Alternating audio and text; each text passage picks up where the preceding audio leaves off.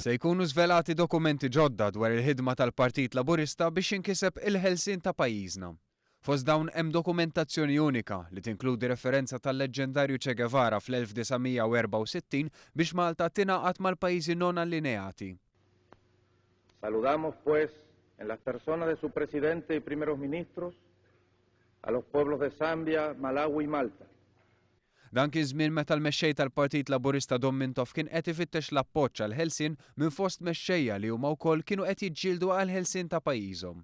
Feluq il-35 sena minn jum il-ħelsien, dawn id-dettalji se jkunu pubblikati fi ktieb ġdid dwar x'wassal għal 31 ta' Marzu tal-1979, ktieb li se jitnieda fil-jiem li ġejjin.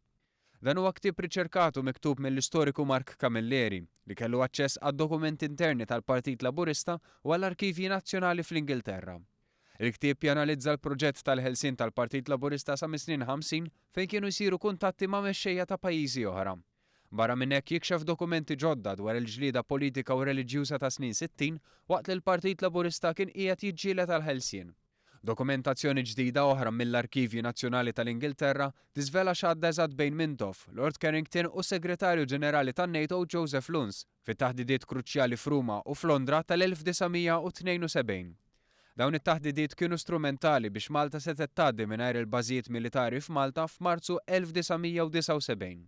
Il-ktieb fih ritratti ġodda miksuba minn aġenziji tal-aħbarijiet barranin tal-istess taħdidiet kif ukoll tal-31 ta' Marzu 1979 fuq l-għolja tal-ħelsien u l-għada meta telqet minn Malta l-HMS London.